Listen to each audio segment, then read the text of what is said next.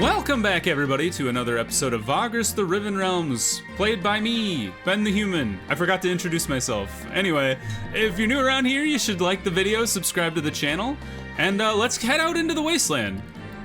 We are heading to the Stygius Lumber Camp and the Onyx Outpost. I think it's weird that these guys are like all spread around because they're supposed to go to the same place. So based on that, I'm assuming the Onyx Outpost is here and that the lumber camp is here. Because it's like a Venn diagram. It has to be in the middle of all of these, right? So we're just gonna kind of go due south and a little east. We need to camp.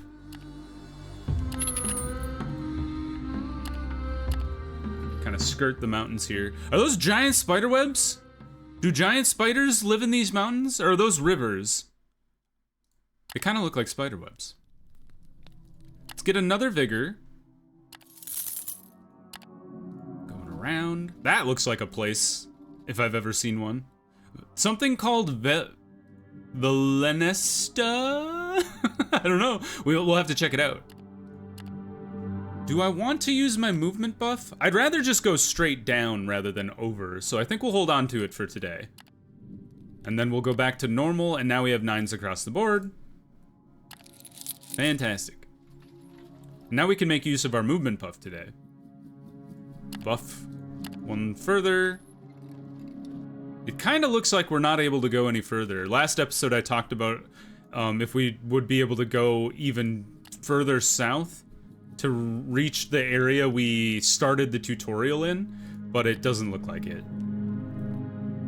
So we will rest, and now we have reached the Onyx Outpost.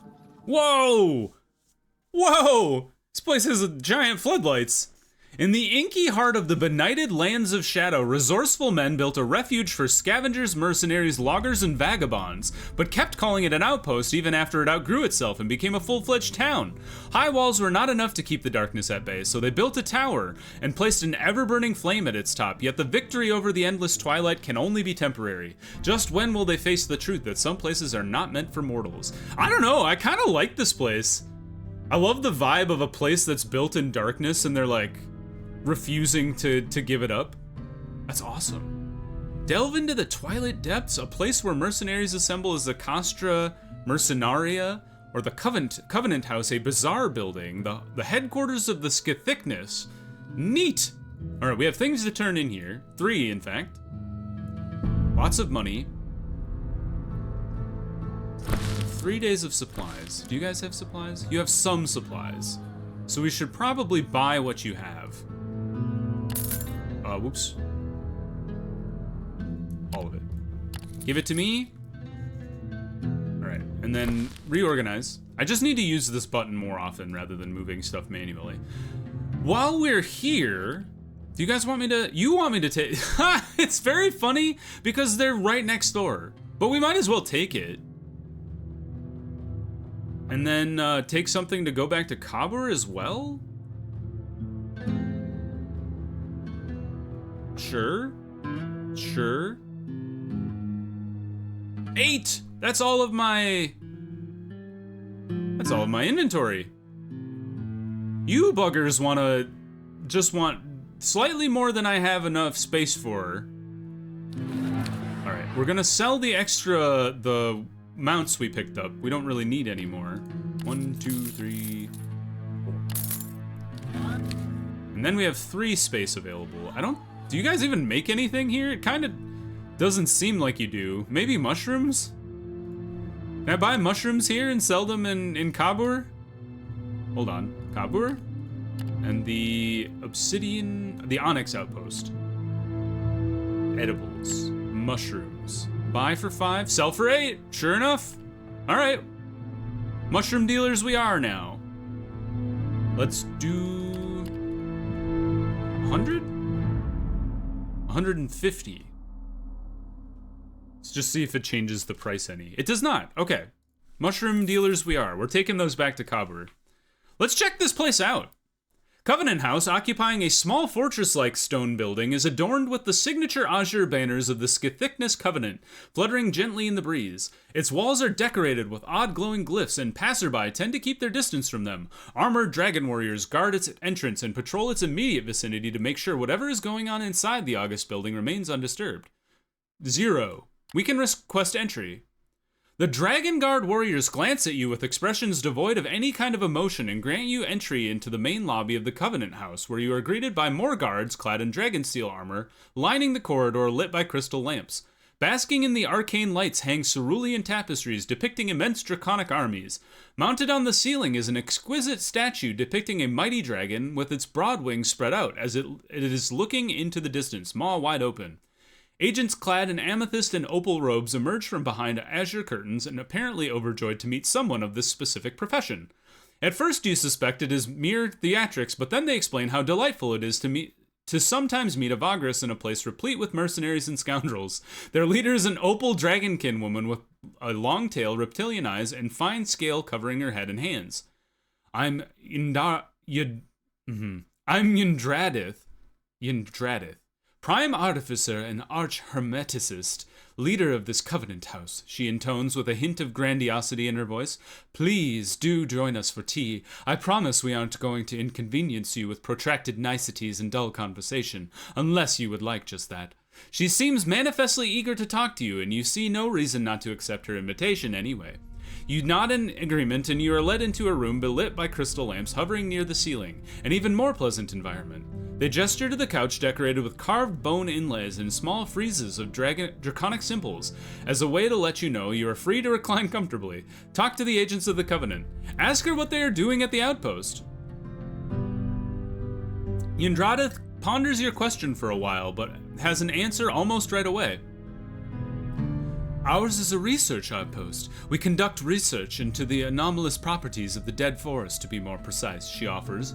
To do that, we need samples from the accursed woodlands. We purchase timber samples, holding up to the standards outlined by predefined guidelines. Naturally, we are willing to pay a handsome premium for every sample that meets the criteria. The Dragonkin states, giving you a knowing look. You ask for details on the procurement of said samples, and Yndradith is quite forthcoming with her answer. The Stygius lumber camp to the northeast is a well-known place for logging.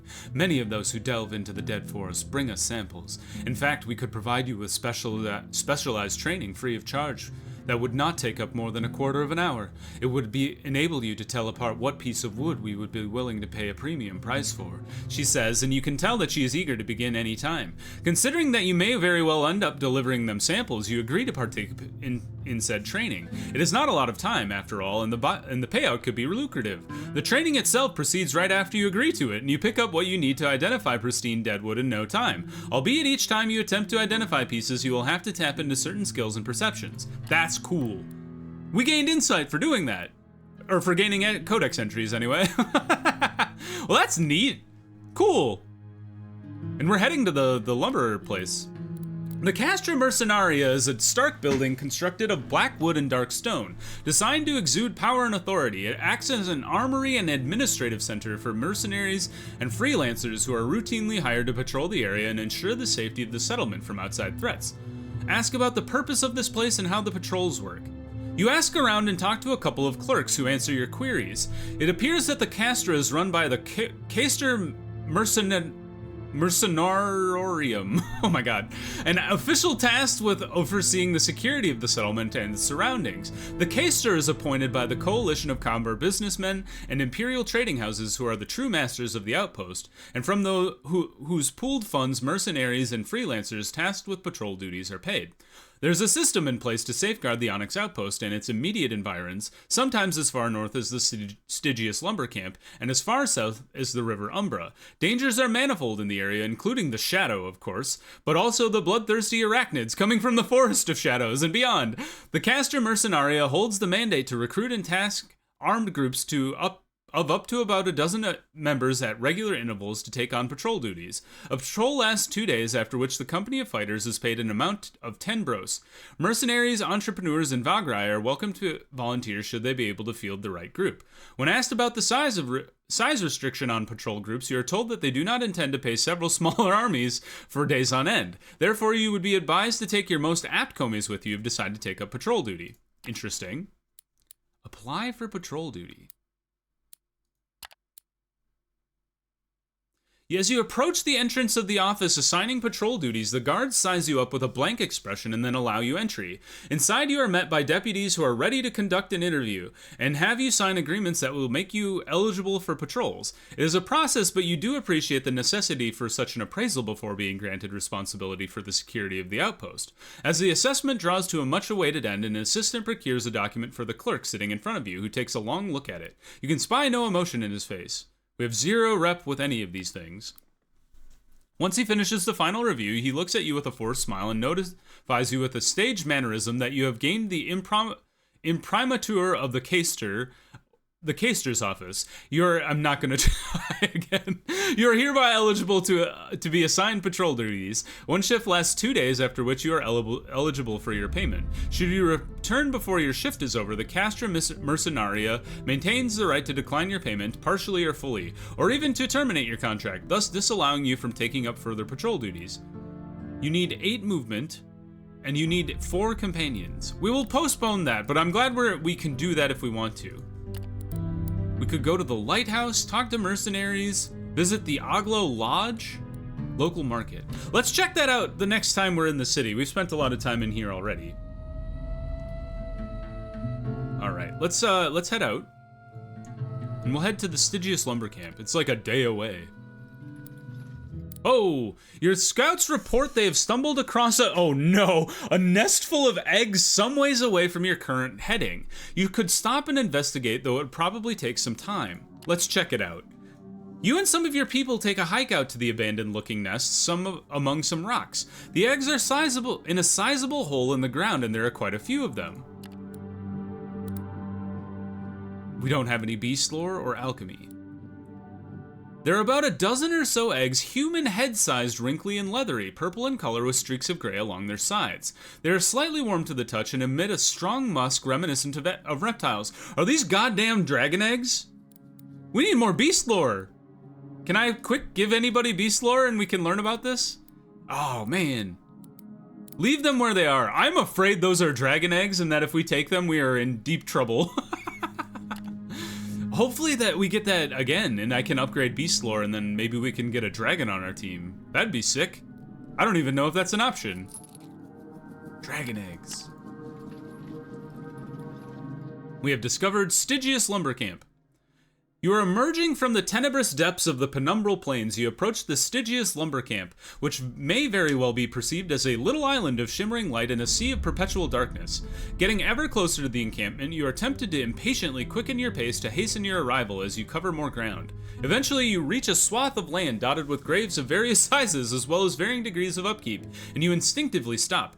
You spot a man kneeling before one of the tidier ones, finishing a prayer of lament in a language you do not recognize. When he stands up, he looks at you and your comies. For some reason, you have a feeling that you would be able to clearly see the raw sadness in his tired eyes if it was not for the dusken veil of the plains. He sees you looking at the graves. This is where the dead of the Stygius are burned. The ones that are found, that is. He looks down at the ground with his head hanging in hopeless defeat, which makes you think there is significantly more he could say beyond these few words. Eventually he does. They standard practice in separating the head and limbs of the bodies, just chopping them off like that. The man forms a blade with his hand and fingers and imitates the chopping movement. It goes against many religious practices and traditions, yet they're adamant about it. I know why. I know that in this place sometimes the dead rise by themselves, even without necromancers around. I've seen it before. Yes, I have. With that, the man bows his head, turns around, and starts walking toward the lumber camp. You instruct your comitatus to get going once more. You are not far away now. As you are closing in, you are finally able to make the outlines of the tall palisades. You direct your crew to head to the Ajar Gates, where you are greeted by grim Venari mercenaries, who only stop travelers to take their names. After they take account of your comitatus, you are free to proceed into the camp. Apparently, the guards are merely keeping track of who is entering and leaving, which is significantly less intrusive than a regular cargo search. Yet it somehow feels more stringent in its subtlety.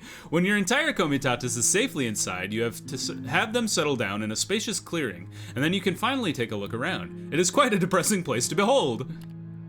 Sure enough. Deep within the menacingly dark penumbral plains lies the Stygius lumber camp. Scores of torches and lanterns illuminate its dirt-covered paths winding between ramshackle houses. Like so many tiny embers ablaze, still in the ash of a dying campfire, House Venari, the true trailblazers of the lumbering frontier, founded Stygius to harvest lumber from the dead forest, knowing all too well that the operation comes with considerable inherent risk to their mostly replaceable workforce. Aww. Alright, we've got a lot of stuff to turn in. Turn all this in. Reorganize. Some of the mushrooms are for Kabur, and actually all of them are for Kabur, and we have some of them are our own. We have Aristocrat's Authority, which gives us more authority. Yes! That had to have changed since last time, and it got like kicked out. So now I can have another companion as like a deputy, which is awesome. Let's double check any of these other claims. Looks like level 2 with all of these would be the next step. So we'll try to get to level 2 with like the Carpenter's Guild and the Hanjari. Kabur is great. Let's take those with us. I'm probably gonna go to the Flatus Bridge next. So I'm cool with taking this one. Too bad we can't take this one. That would be pretty nice. But let's take this one too. And we got 5 days worth of supplies, which is enough. Yeah, let's just make that work. Exchange for news. No passengers here. I'm kind of surprised. And then, do you guys... Probably lumber, eh? 59. We can buy it for 6.5. Doing all this before we go, like, wander the camp. And it would be raw materials. Timber, not lumber. Ah, you can buy it for 6.5, but you can't sell it. You can sell it for 6.5. That's too bad. But them's the breaks. I guess it kind of makes sense. Kabur's not far away. All right, take a look around its rickety buildings. Against the backdrop of the menacingly dark sky above the penumbral plains burn scores of torches and lanterns, much like the tiny embers still ablaze in an oppressively endless sea of ash and dust. Grumpy guards and weary workers walk down the dirt-covered alleyways, winding between ramshackle log houses. In the center of the makeshift main square stands a foreman who directs the loading and unloading of supplies. The only proper structure here is the magistrate's office, the administrative center. We could ask the foreman some questions or go to the magistrate's office. Let's talk to the foreman first. Seems slightly impatient, but answers your questions nonetheless. Ask him about the camp? According to the foreman, even though the logging frontier is slowly but steadily spreading in the region, Stygius Lumber Camp is by far the largest and most significant of all. Other logging camps are smaller, poorly equipped, and understaffed. House Venari makes sure this remains so, since they want to own and control the most productive labor camp in the penumbral plains. As the Venari are continuously expanding the camp, new buildings are being constructed, and renovations are carried out on an almost daily basis. It gives one the impression that the logging camp is just never complete, and it is perpetually under construction.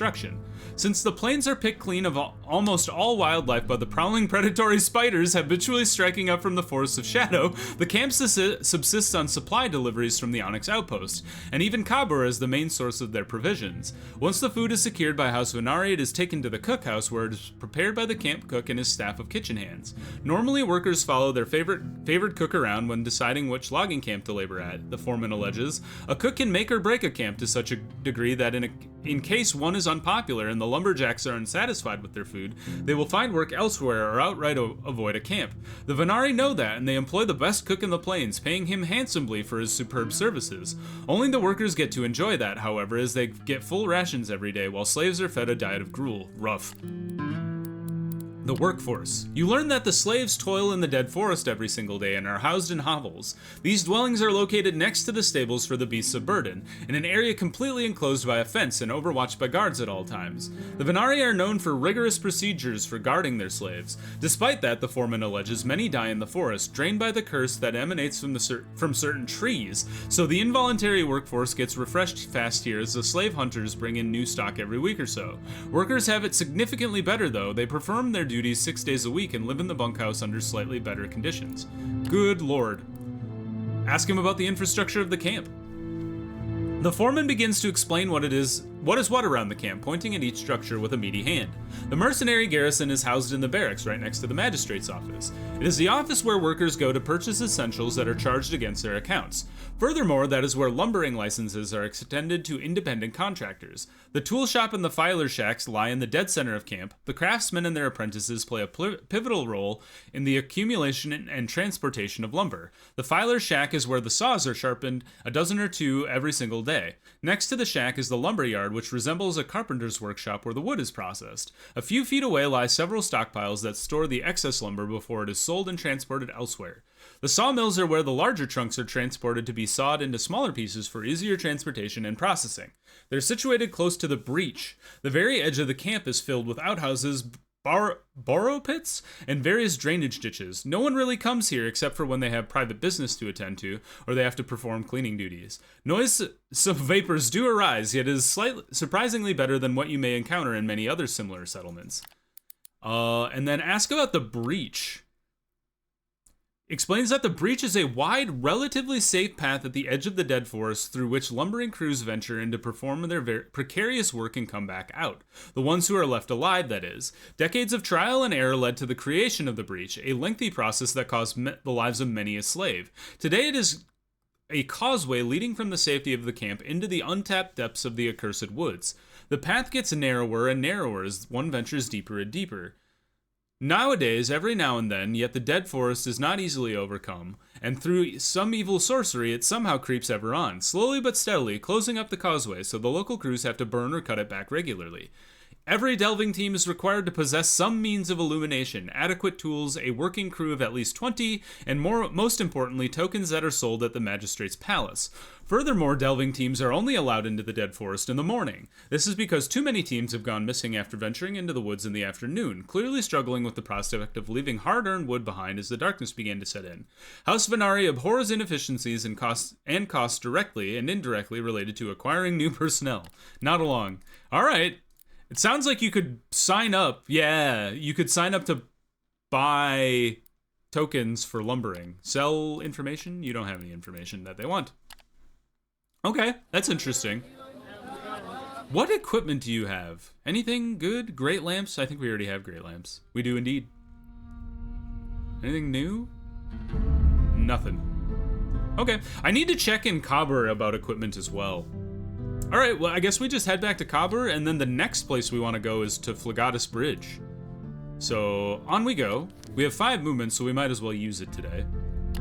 Whoop! Away from Valenestil. It looks like runes. And what I know about runes in this game is they are bad news. Like the Screaming Elven runes, or whatever they were called.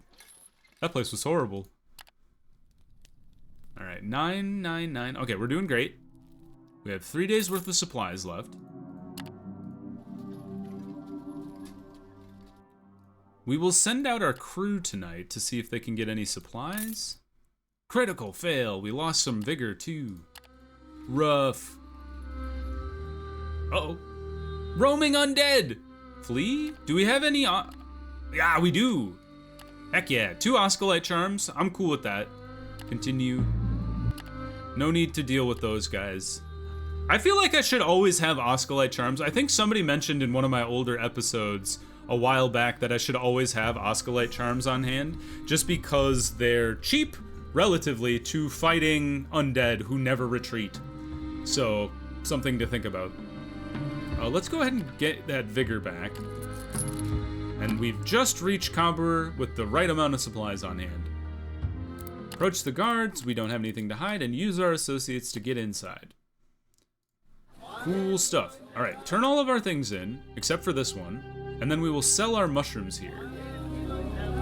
Max. Sell. Fantastic. Mushrooms were in demand here. Awesome. Okay, so we need a lot of supplies to get to the bridge, which is 10 days away, but it is on a road, so that's nice. Should we buy all of the food? 14 days. It would take 9 of our 16. Maybe, what if we, like, knock it down to 1,000? 1,000 is 6 days, so we'd probably need around 2,000-ish. Why does it jump up to 13? I guess 6 is 12. I can't do math. Anyway, that takes 8 of our stacks. So let's see, what do we have available to take to the bridge, if anything? A lot of outpost stuff, a lot of oil field stuff. Caverns of Largas, that's a new place. Does nobody want me to go? Okay, I'm like, does nobody want me to go to the bridge? Really? Back to the Onyx Outpost. Fort Erebus. Procure goods. Where the heck is Fort Erebus? That is really far out there. Or actually, it's just slightly beyond the bridge. I'm stupid. We could continue on, I guess, since it's not that far away. And there's some other things for the Oscul and the Church of Sergorod. Yeah, maybe that's a good thing to do. I don't see any downside to that. So let's take Erebus. Erebus. Okay, cool. Mostly full inventory, but let's max what we can take. And that puts us at 9 days to get to the bridge. It's close, but I kind of think we can do it. Especially if we start today, like rest here today. We only have 3 movement left. So maybe we rest here today and try to recover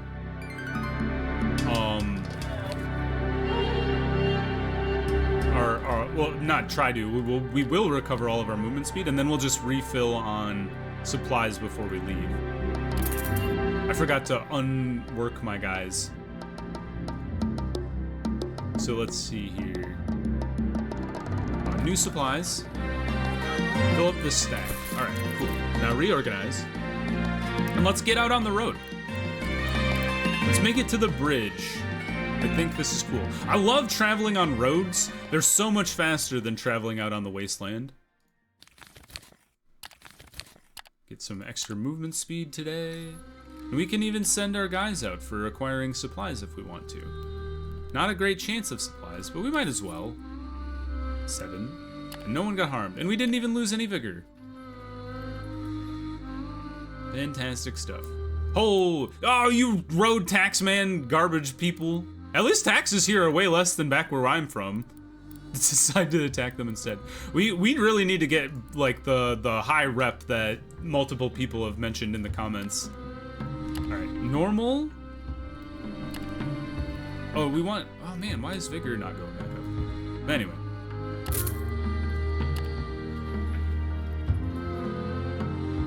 Yeah, we really need to get the rep really high. Although I think people said it's 5 rep to get with like the Imperial factions to not have to pay taxes. So I think the one we're closest to is the Loaders Guild, and I would be kind of surprised if that mattered.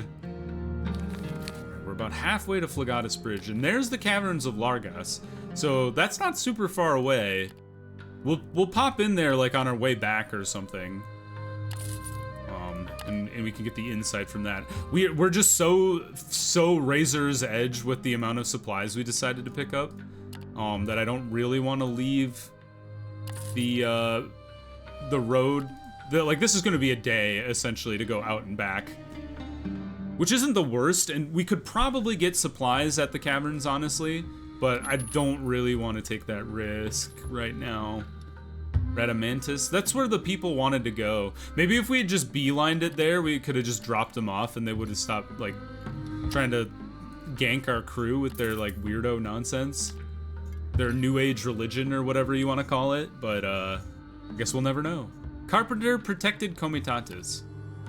I wish the carpenters liked me. There's something up there. Can't tell. Maybe what does that say? Stun Shra. We'll never know. No, we'll go out that way sometime. Camping. And we look at that. 1 day to spare. Good job, team. What a cool bridge. As your comitatus bears toward the ominous black gate that leads into Flatus Bridge, you are hailed by a small detachment of legionnaires and a robed clerk. Carrying the air of an irritable bureaucrat, the robed man stops you, holding up his arm, palm set flat. Hold! What business have you at Flatus Bridge? You tell him whatever intentions you deem appropriate. Men of the Chimera Legion flank him, making one thing abundantly clear. This is the Legate's territory. Whatever governance exists here, it serves her primarily. The clerk responds immediately when you finish answering his question, his tone impatient, his cadence rehearsed. Very well then, Vagrus, you may enter. But before you do, however, please understand that there are certain rules that govern trade at Flatus Bridge. He begins before pausing for dramatic effect. By imperial decree, a blockade is in effect on both sides. Travelers from each respective side of the Leith cannot cross over to the other. This is to say that you may not continue on toward Tot and the Forlorn Wastes. Those who enter from the east cannot traverse the Bronze Desert. However, you are more than welcome to congregate at the center of the bridge, where a cordoned-off area serves the exchange of food and currency from both shores. Do you understand? He asks, the desert's wind picking up his robe, causing an involuntary scowl to scrunch up his face. You tell the winsome clerk that you understand. We can't cross the river? Does this mean we have to, like, follow the river to get to the Fort Erebus? Wild. It's only 2 to 3 days away, so that's not a problem. Good, he almost yells through the wind. We must advise you not to go anywhere near the River Leith. Merely touching its waters can cause serious memory loss. Any contact you have with it will be done so at your own peril. You have been warned. Any questions? He asks hollowly. You're visibly eager to be done with your interaction. Intrigued by the settlement's curious rules, you ask the man why they have been put in place. Visibly surprised to be questioned, the man hesitates for a moment and then rolls his eyes, responding. The winds are completely out of control over at the Forlorn Wastes. Ashlanders die in great numbers, seeking refuge in the Bronze Desert, but the Senate deemed they are not welcome. We have problems enough locally already. We have a Hari terrorists running around all over the bloody desert, causing untold mayhem. Then there's war in the north. All three play a major part, and under the wise counsel of the Legate, the Senate has put the blockade in place. The man states, fixing his gaze on yours. Is there anything else, Vagrus? You tell the bureaucrat there is not. Then move along. Direct any complaints you have to the commander's office. Good day to you. Bidding the curious man and his entourage farewell, you enter the Flatus Bridge. In we go. Cool. All right, well, we made it to the bridge. Let's turn you guys in. We have to go to Fort Erebus. How do we get there? Like, if I don't want to leave. Yeah, we can't cross. Okay, so we just have to follow the river. Yes. Okay. We identified ourselves. Maybe if we're like not a bad guy, but like an enemy of the Imperium, they will be like, turn us away. All right, cool. We will investigate the bridge next time and then try to make our way to Fort Erebus, which looks like it's on the other side of the river. So hopefully they didn't just give me missions that are impossible to deliver. Anyway, if you guys enjoyed the episode, click the like button. It helps out a lot. If you want to see more Vagrus, the Riven Realms, or my other videos I have going on the channel, subscribe to the channel. That also helps me out a lot. But until next time, everybody, I hope you have a good one, and I'll see you in the next video. Bye-bye, everybody.